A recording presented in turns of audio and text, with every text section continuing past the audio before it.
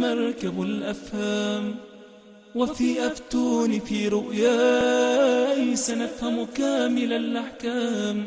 فإن كانت لها استحسان ستعرف كامل الأقوال، وإن كانت من الشيطان ستفهم ما يريح البال.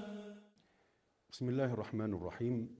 الحمد لله والصلاة والسلام على رسول الله صلى الله تعالى عليه وعلى آله وصحبه وسلم. أهلا بكم أعزائي المشاهدين، نستكمل تلك الحلقات المباركة فيما يتعلق بالرؤى والأحلام وما يتعلق بالحقائق والخرافات وغيرها، حتى نعرف الحق من الباطل والصحيح من الزيف.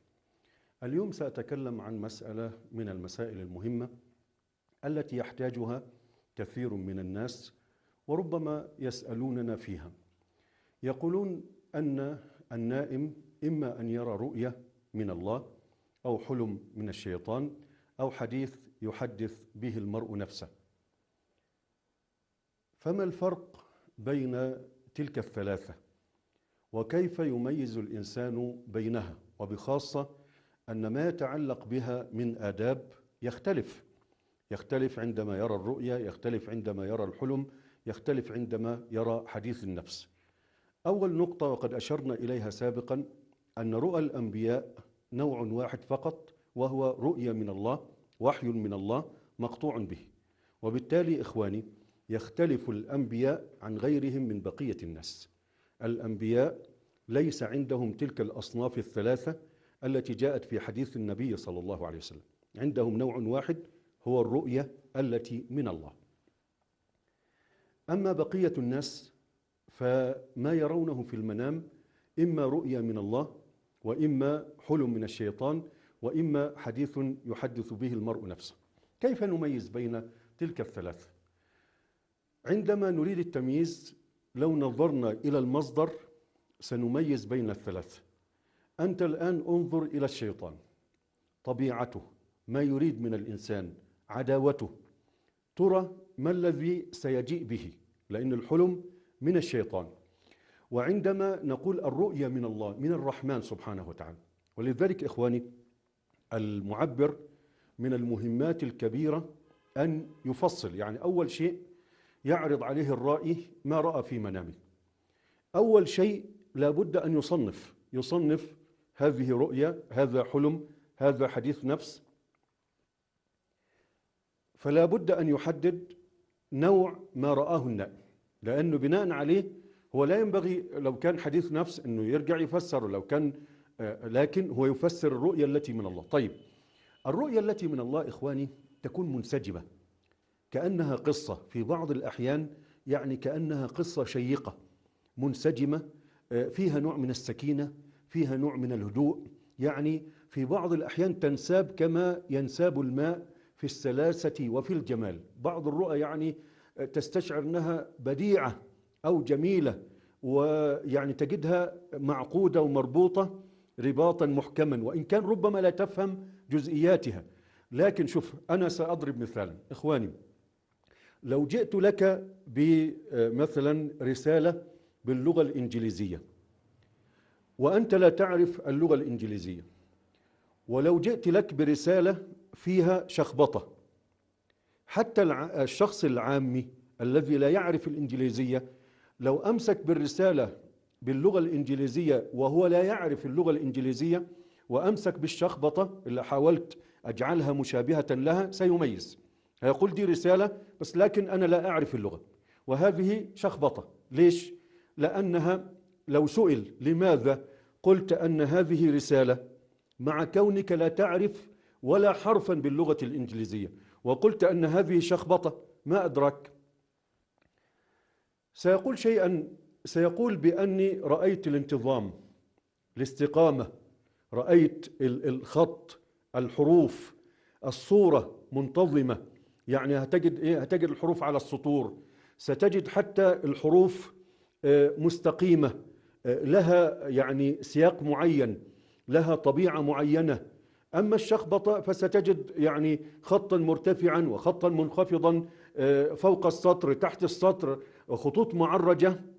أنا أريد أن أفهم يعني الأخ المشاهد كيف يميز بين الأمرين. وبالتالي أنت عندما سترى الرؤية ستشعر بنوع من الانسجام، حتى بعض الأحيان يقوم الإنسان وهو مرتاح، لكن كأنه جاءته رسالة بالضبط، لكن لا يعرف ترجمتها. المترجم هو المعبر. يعني أنت تذهب كما تذهب إلى مترجم، أنت تذهب، لأن دي اسمها لغة المنام. لغة المنام، وهي لغة يعني ممكن نقول إنها لغة عالمية. هم يقولون لغة الإشارة لغة عالمية، أنا أقول لغة المنام لغة عالمية، وتشترك في حروف أو في أبجدية معينة. يعني مثلا الآن عندما يرى إنسان حية أو شيء، قد يكون تعبيرها عند عامة الناس مع اختلاف البلدان قد يكون تعبيرها متقاربا، نتيجة أن تلك حروف من الأبجدية العالمية التي يعرفها كل الناس، أن الحية قد تكون عدوا أو قد تكون مشكلة أو شيء من هذا القبيل، لما في طبيعة الحية مما يعرفه جميع الناس. الأسد شجاع في جميع الأماكن، وبالتالي يمكن أن يكون رمزا إلى الشجاعة.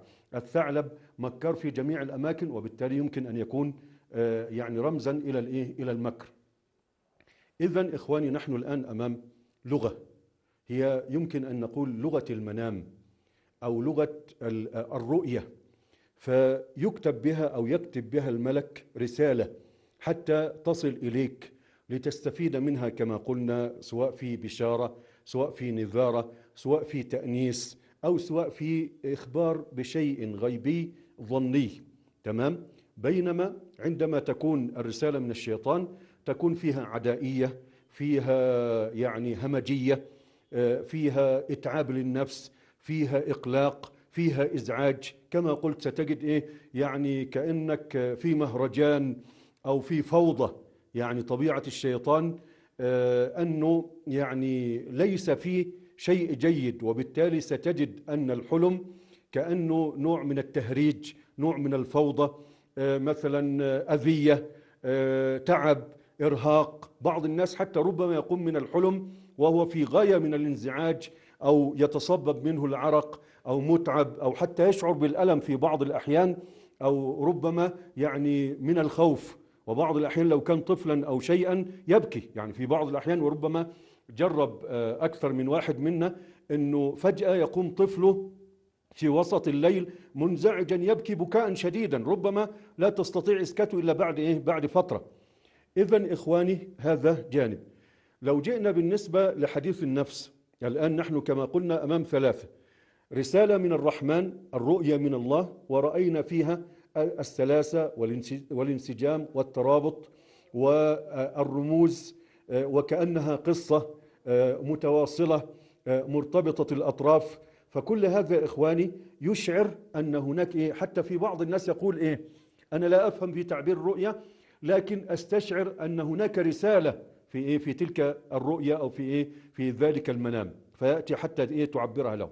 وكما قلت بالنسبة لرسالة من الشيطان اللي هو الحلم، طبيعته العدائية، طبيعته الإتعاب، ممكن يريك أشياء. يعني مثلا لو أراك أن نبيا يرتكب محرما، أو دل حرم الحلال أو حلل الحرام إلى آخر ما هنالك. أيضا غالب الأحلام الجنسية وغيرها تدخل في هذا الباب.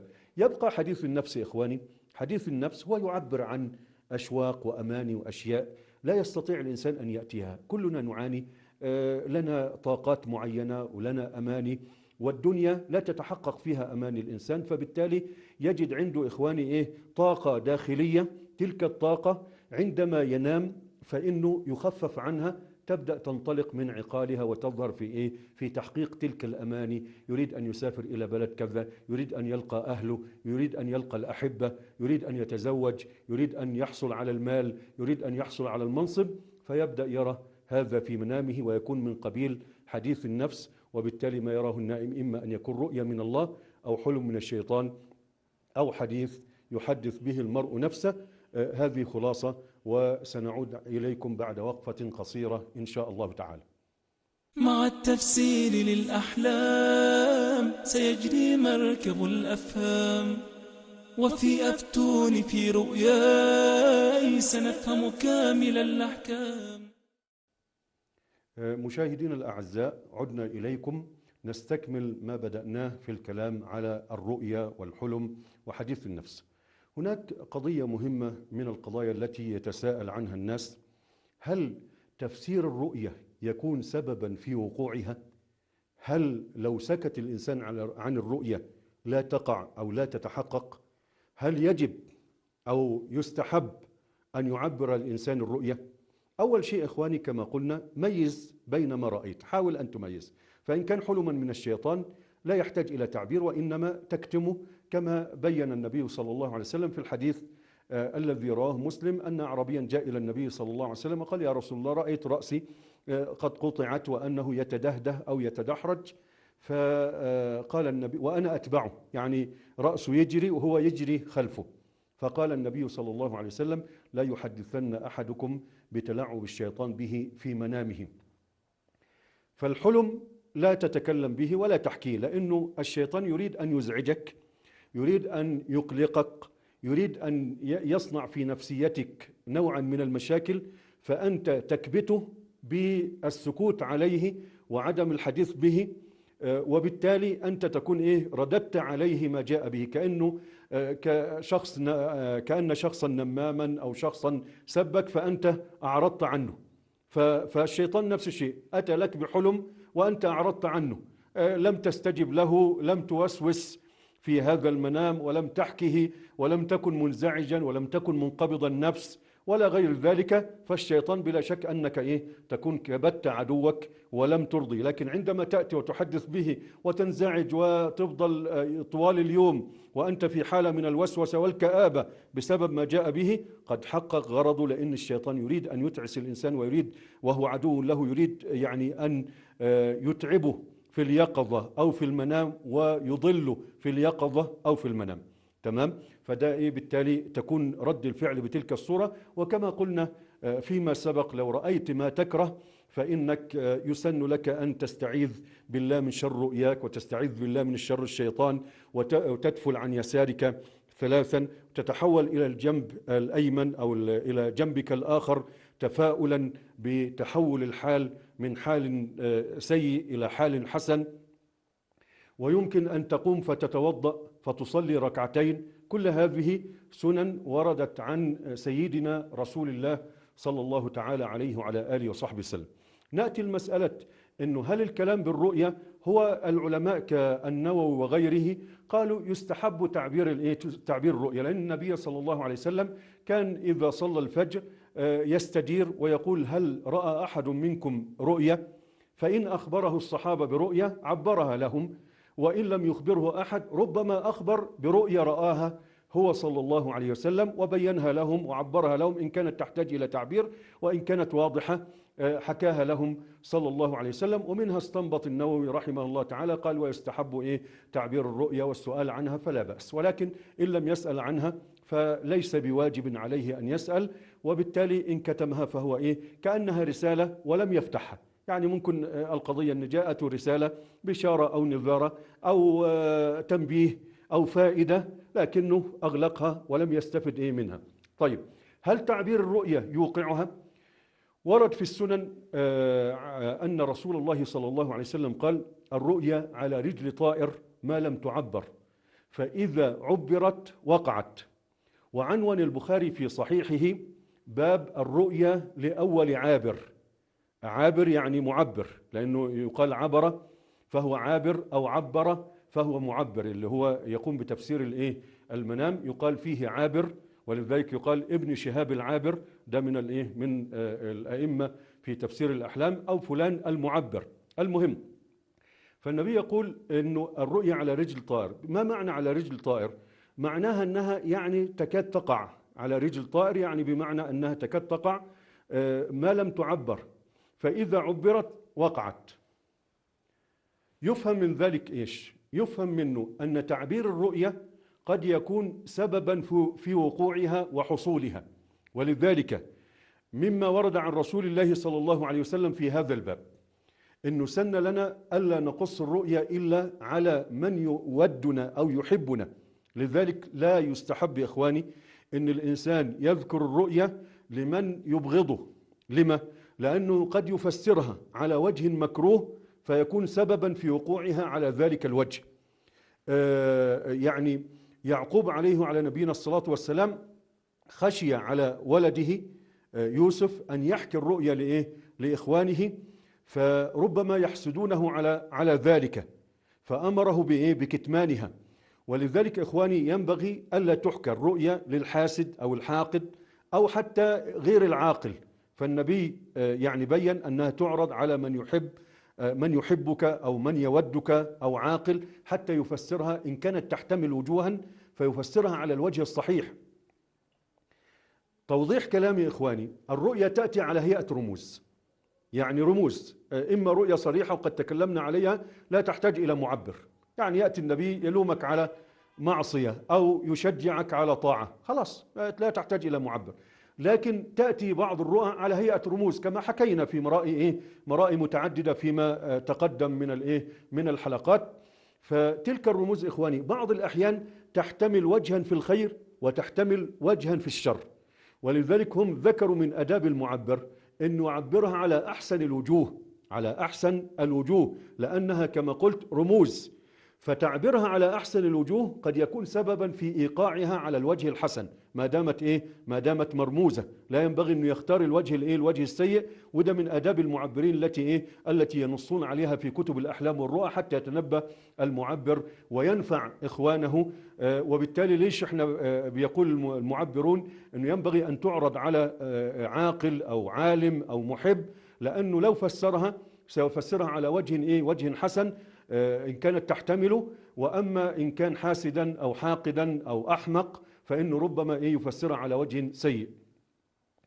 بعض الأحيان بعضهم إخواني يعرض رؤية مباشرة فيأتي يقول سيقع لك كذا، سيقع لك مصيبة، وهذا خطأ ممن عرض رؤياه، وخطأ ممن يتكلم أيضا. لما؟ لأنك أنت عرضتها على أحمق يسارع بالكلام في الرؤية، وأيضا خطأ ممن سارع، لأنه لا يسوغ له أنه يتكلم في الرؤية بغير علم، إنما ينبغي أن تعرضها على أهلها، وينبغي ألا يتكلم، لأنه حتى شوف الملك في سورة يوسف يقول أفتوني في رؤياي إن كنتم للرؤيا تعبرون. فالعلماء يقولون الرؤيا فتية، يعني الرؤيا فتية، وبالتالي مسؤولية تحمل الإنسان مسؤوليتها أمام الله سبحانه وتعالى. لا ينبغي أن يتكلم الإنسان بغير علم في أي أمر من الأمور، وبخاصة في تلك الأمور الدقيقة التي لا يسوغ أن يتكلم فيها إلا العالم بها. متى نتعلم أن نضع الأمور في نصابها؟ لا يفتي في الدين إلا من كان عالما، لا يعبر رؤيا إلا من كان عنده معرفة وهو من المعبرين ممن شهد له بذلك. لا يتكلم في أي مسألة حتى لو تتعلق بالطب أو الهندسة أو الصناعة أو غيرها إلا صاحب العلم. المشكلة عندنا إخواني في عالمنا العربي وعالمنا الإسلامي إنه المسائل أصبحت كأنها تهريج، وأصبح الناس يتكلمون في أي شيء بغير علم. فلو تكلم أهل العلم فقط وسكت الجاهل لقلت الخسارة ولكان المكسب والربح كبيرا ولانتفع الناس بتلك المسائل. إذن مسألة تعبير الرؤيا يا إخواني هي قد تكون سببا في إيقاعها ويكون من قدر الله سبحانه وتعالى، مثل بالضبط ما إنك تضرب فلانا فيكون سببا في الأذية، مثل الطعام عندما يكون سببا في الشبع. فجعل الله عز وجل أيضا مسألة تعبير الرؤيا ربما يكون سببا في وقوعها، وبالتالي إما أن تكتمها وإما أن تعرضها على أهلها وصاحبها من معبر عاقل يفسرها لك بأرضى الوجوه وأحسن الوجوه حتى تنتفع بها بمشيئة الله تعالى. نخرج إلى فاصل ونعود إليكم إن شاء الله تعالى. مع التفسير للأحلام سيجري مركب الأفهام، وفي أفتون في رؤياي سنفهم كامل الأحكام. بسم الله الرحمن الرحيم. عدنا إليكم أعزائي المشاهدين، نستكمل ببعض اللطائف حتى نخفف المسائل العلمية التي ألقيناها عليكم، وبعض المرائي الجميلة التي وردت عن بعض الكتب أو عن بعض المعبرين. يحكي أحد المعبرين وهو الشيخ هشام الحمصي جزاه الله خيرا في كتاب له اسم الرؤيا، يحكي أنه جاءه غلام أو شاب يدرس في الجامعة أو في مدرسة، يقول بأني رأيت أننا في بركة فيها ماء صافي، ونحن نتسابق فيها ونغوص إلى أعماقها ونأتي بالإيه؟ ونأتي بالهدف. قال ثم رأيت فجأة أنه خرج أصحابي من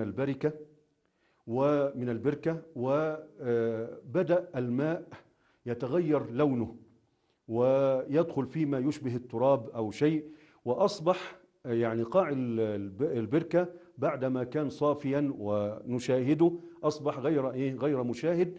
وجاءت فتاة، نزلت فتاة وأمسكت بيدي ودعتني إلى الخروج معها وإلى بستان تحت شجرة مثمرة، ثم استيقظت من نومي. قال سأعبر لك تلك الرؤيا على أن يعني تصارحني، لأن يعني من آداب الرائي أن يكون صريحا مع المعبر، والمعبر هو مؤتمن كالطبيب. إخواني، عندما ابن القيم رحمه الله تعالى يتكلم في أعلام الموقعين يقول ثلاثة يطلعون على أسرار الناس: العالم والطبيب والمعبر. ثلاثة يطلعون وهم مؤتمنون ويتحملون المسؤولية في أسرار الناس. منهم المفتي، لأنه يأتي إليه الإنسان ويقول فعلت كذا وفعلت كذا، ويذكر بعض المعاصي وبعض الأشياء التي لا يستطيع أن يذكرها لعامة الناس، فيأتمن على فما يأتيش المفتي بعدها أو العالم يأتي يقول أرأيتم فلانا يا إخواني فعل كذا وفعل كذا. كذلك الطبيب يأتي إليه يقول أنا حصل كذا وحصل بيني وبين أهلي أو بين زوجي أو وقع لي شيئا مما يتعلق بالعورات التي يستحي أن يذكرها. نفس الشيء بالنسبة للمعبر. إخواني، يذكر أيضا الرائي بعض الأسرار وبعض الأشياء. فهؤلاء الثلاثة هم مؤتمنون أمام الله سبحانه وتعالى، سيسألون إن فرطوا في تلك الأسرار. فقال الشيخ هشام الحمصي جزاه الله خيرا، يقول بأنه تفسير تلك الرؤيا، المهم صارحوا، قال أنت كنت في المدرسة أو في الجامعة وتعرفت على فتاة، وبعدها يعني حصل لك أنك تركت العلم وطلب الفوائد والأشياء وانشغلت بتلك الفوائد، وانشغلت عن تلك الفوائد بتلك الفتاة. قال هذا صحيح. قال الماء الصافي هو كان العلم، وهي بركة لأنها دراسة محدودة في مدرسة أو في الجامعة، وكانت الماء رائقا لأنه كان العقل صافيا وغير مشغول، فكنت أنت همك تحصيل الفوائد مع أصحابك تتسابقون فيها.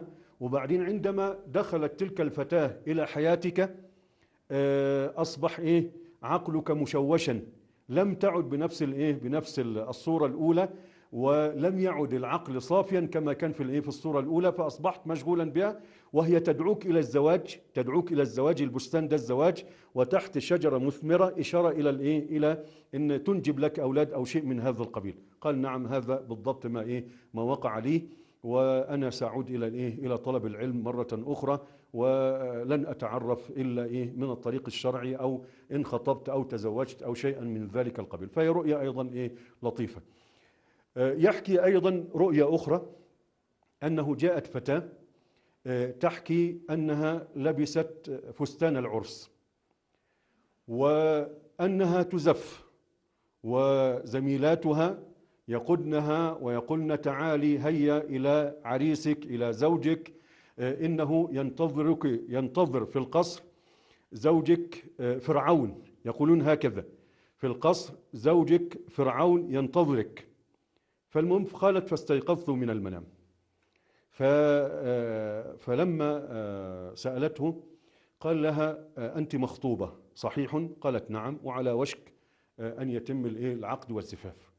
قال يعني امرأة فرعون يعني امرأة صالحة، كانت متأذية ببقائها مع وضرب الله مثلا للذين آمنوا امرأة فرعون إذ قالت رب ابن لي عندك بيتا في الجنة، فقص عليها أو قرأ عليها الآيات ففهمت مراده، وأن هذا الرجل غير صالح، لأنهم عندما يقولون تعالي إلى فرعون في القصر فكأنه إشارة إلى أنه أخلاقه فرعونية، أخلاقه تشبه أخلاق فرعون في الكبر والضرر. المهم ففعلا الفتاة بعد ذلك تركت هذا الخطيب وأخبرته فعلا أن الرجل الذي كانت تريد أن تتزوجه تزوج بامرأة أخرى وآذاها أشد الأذية من الضرب والإهانة وغيرها، فصدقت فيه تلك الرؤيا. يحكي أيضا مناما آخر أنه جاء قريب له وقد كان يعني متزوجا ولم ينجب فترة طويلة، وكان في شوق إلى الإنجاب، وكاد أن يتزوج على امرأته بسبب تأخر الإنجاب. فرأى في منامه أنه يضيف إلى أضراسه ضرسا من ذهب، يعني يضع سنا من ذهب، فجاء يسأله فقال: أبشر، هذه بشارة. إذا كنا نفسر سقوط الأسنان بعض الأحيان، مش في كل الأحيان يا أخواني حتى لا يتشائم أحد، في بعض الأحيان قد يفسر بنوع من الموت أو شيء على قيود معينة كما قلت، ليس على إطلاقه. فتفسير إضافة سن هو إضافة يعني شخص إلى العائلة، فهذه بشارة بحمل زوجتك وأنها ستحمل، وأن ما ستحمل به أنثى، لأن الذهب يناسب الأنثى. قال: ولو قلت لي أنه سن من فضة لقلت لك أنه غلام أو ولد، لكن هذه أنثى إن شاء الله تعالى. طبعا ده على سبيل الظن يا إخواني، إن الظن إلا ظن.